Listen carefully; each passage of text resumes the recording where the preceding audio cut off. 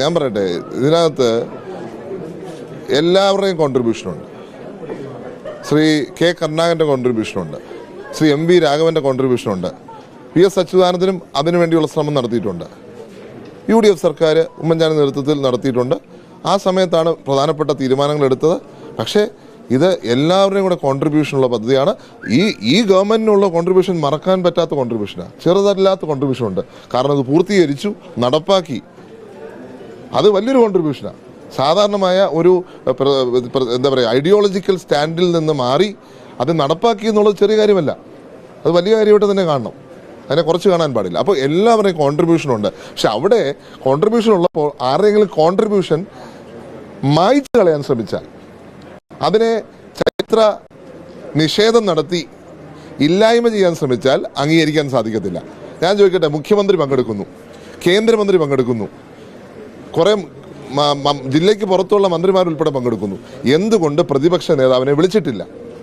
പ്രതിപക്ഷ നേതാവ് എന്ന് പറഞ്ഞാൽ ഞാൻ നേരത്തെ പറഞ്ഞ പോലെ ഷാഡോ ചീഫ് മിനിസ്റ്ററാണ്. ബ്രിട്ടീഷ് പാർലമെന്ററി സിസ്റ്റത്തിൽ പ്രൈം മിനിസ്റ്ററിൻ്റെ ഷാഡോ പ്രൈം മിനിസ്റ്റർ ആയിട്ടാണ് അവിടുത്തെ ഓപ്പോസിഷൻ ലീഡർ വരുന്നത്. അതുപോലെ തന്നെ ഷാഡോ ലീഡർ ഓഫ് ഓപ്പോസിഷൻ എന്ന് പറഞ്ഞാൽ ഷാഡോ ചീഫ് മിനിസ്റ്ററാണ്. അദ്ദേഹത്തിനുള്ള പ്രാധാന്യം കുറച്ച് കാണിക്കുന്നത് എങ്ങനെ CPM സാധിക്കുക, LDF സാധിക്കുക? അപ്പോൾ അദ്ദേഹത്തെ വിളിക്കാത്തതിലൂടെ ജനാധിപത്യ വിരുദ്ധ സമീപനമാണ് ഇന്ന് എടുത്തിരിക്കുന്നത്. പക്ഷെ അദ്ദേഹത്തെ വിളിച്ചാൽ അദ്ദേഹം വന്ന് യാഥാർത്ഥ്യം കുറച്ച് പറയും, ചില സത്യങ്ങൾ പറയും. ആ സത്യം എന്നുള്ളത് ചരിത്രത്തിൻ്റെ ഭാഗമാകും, റെക്കോർഡിക്കലാവും. അപ്പോൾ ചരിത്ര നിഷേധം ഉണ്ടാവണം, അല്ലെങ്കിൽ ചരിത്രത്തെ തിരുത്തണം, അല്ലെങ്കിൽ മായ്ക്കണം. ഇത് പണ്ട് മെട്രോയുടെ കാലത്തും ഇതേ കാര്യം നടന്നതാണ്. മെട്രോയുടെ ഉദ്ഘാടനത്തിനും ഇതേ സമീപനമായിരുന്നു ഈ ഗവൺമെൻറ് എടുത്തത്. എന്താണ് അന്ന് UDF സർക്കാരിൻ്റെ കോൺട്രിബ്യൂഷൻ മറയ്ക്കുവാൻ വേണ്ടി സർക്കാർ വന്ന് കുറച്ച് മാസങ്ങൾക്കുള്ളിൽ നടന്ന ഉദ്ഘാടനത്തിൽ ആരെയും വിളിച്ചില്ല പ്രതിപക്ഷത്തിൽ നിന്ന്. അങ്ങനെയുള്ള അതേ സമീപനമാണ് ഇന്നും തുടരുന്നത്. തുടർച്ചയായി തിരിച്ചടികൾ ലഭിച്ചിട്ടും സർക്കാർ പാഠം പഠിക്കുന്നില്ല, തെറ്റ് തിരുത്തുന്നില്ല എന്നുള്ള ഏറ്റവും വലിയ തെളിവാണിത്. BJP സർക്കാർ എന്ത് ഡൽഹിയിൽ കാണിക്കുന്നു അത് തന്നെയാണ് കേരള സർക്കാർ കാണിക്കുന്നത്. പ്രതിപക്ഷത്തെ മാറ്റി നിർത്തുക. പ്രതിപക്ഷവും ജനാധിപത്യത്തിൻ്റെ ഭാഗമാണ്.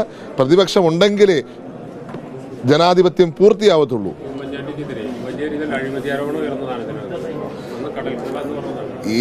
അന്ന് കടൽ കൊള്ള എന്ന് പറഞ്ഞു. ഈ സർക്കാർ വന്നിട്ട് ഒരു കമ്മീഷൻ വെച്ചല്ലോ. ആ കമ്മീഷൻ എന്താ കണ്ടുപിടിച്ചത്? ഇന്നലെ ഞാനൊരു ചർച്ചയ്ക്ക് ഇരുന്നപ്പോൾ ഒരു സഹപ്രവർത്തകൻ പറഞ്ഞു അതിനകത്ത് എന്തോ തെറ്റുണ്ടെന്ന് പറഞ്ഞിട്ടുണ്ടെന്നാണ് പറയുന്നത്. എന്തുകൊണ്ട് അന്വേഷിക്കാത്തത്? എന്തുകൊണ്ടാണ് അന്ന് അന്വേഷിക്കാതിരുന്നത്? അപ്പോൾ വ്യക്തമാണ്, ഒരു തെറ്റുമില്ല. ഈ കമ്മീഷൻ്റെ റിപ്പോർട്ട് വെച്ചാൽ ഞങ്ങൾക്ക് ഗുണം ചെയ്യത്തില്ല, ദോഷം ഉണ്ടാകത്തുള്ളൂ എന്ന് മനസ്സിലാക്കിയതിൻ്റെ ഭാഗമായിട്ടാണ് ഒന്നും ചെയ്യാതിരുന്നത്. ആ കമ്മീഷൻ തന്നെ 6 മാസം റിപ്പോർട്ട് വെച്ചതിന് ശേഷം 6 മാസം കഴിഞ്ഞാണ് അത് UDFൻ്റെ സമ്മർദ്ദത്തെ തുടർന്നാണ് നിയമസഭയിൽ വെച്ചത്. അപ്പോൾ ഒരു അഴിമതി ആരോപണവും തെളിയിക്കാൻ പറ്റാത്ത സാഹചര്യം. അപ്പോൾ എന്ത് ചെയ്യും? ഇങ്ങനെ കുറേ കാര്യങ്ങൾ ഉണ്ടാക്കിക്കൊണ്ടുവരും. അത് അവരുടെ എത്രയോ വർഷമായിട്ടുള്ള പ്രവർത്തന ശൈലിയാണ്. ഞാൻ ചോദിക്കട്ടെ, കൊച്ചി മെട്രോ, കണ്ണൂർ എയർപോർട്ട്, ഈ വിഴിഞ്ഞം സീപോർട്ട്, ഇത് UDF സർക്കാരിൻ്റെ വളരെ താല്പര്യപൂർവ്വം ചെയ്ത പരിപാടികളാണ്. എന്തുകൊണ്ട് അതിനകത്തേക്ക് അവരെയും കൂടി ഇൻവോൾവ് ചെയ്യുന്നില്ല? എന്തുകൊണ്ട് UDFൻ്റെ നേതാക്കളെ കൂടി ഇൻവോൾവ് ചെയ്യുന്നില്ല? ചെയ്യണം, സ്വാഭാവികമായിട്ടും.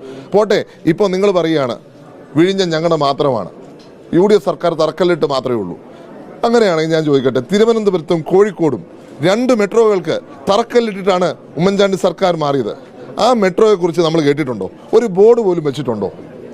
കൊച്ചി മെട്രോ തീർത്തെന്ന് പറയുന്നവർ, വിഴിഞ്ഞം പ്രോജക്റ്റ് ഉദ്ഘാടനം ചെയ്യുന്നു എന്ന് പറയുന്നവർ, കണ്ണൂർ എയർപോർട്ട് കൊണ്ടുവന്നവർ, ഇതെല്ലാം UDF തറക്കല്ലിട്ട് മാത്രമല്ലേ ഉള്ളൂ.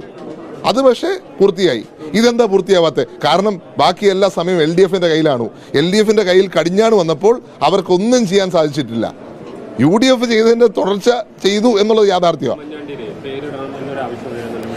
എനിക്ക് അങ്ങനെ ഒരു ആവശ്യമില്ല, ഞാൻ അങ്ങനെ ആവശ്യം പറയില്ല. ജനങ്ങളുടെ മനസ്സിൽ ഈ വിഴിഞ്ഞം പോർട്ട് ആരുടെ പേരിലാണെന്ന് ജനങ്ങളുടെ മനസ്സിൽ എഴുതി കഴിഞ്ഞിരിക്കുന്നു. അത് പേരിട്ടാലും ഇല്ലേലും ജനമനസ്സിൽ വിഴിഞ്ഞം ഉമ്മൻചാണ്ടിയുടേതാണ്. അതുകൊണ്ട് പ്രത്യേകമായ പേരിടണമെന്ന് ഞാൻ ആഗ്രഹിക്കുന്നില്ല. ജനമനസ്സിൽ അതാണ്. i2i News, an eye for truth. i2i news subscribe ചെയ്തിട്ടില്ലാത്തവർ ഇപ്പോൾ തന്നെ സബ്സ്ക്രൈബ് ചെയ്യുക. നോട്ടിഫിക്കേഷൻ ലഭിക്കുവാൻ ബെൽ ബട്ടണും അമർത്തുക.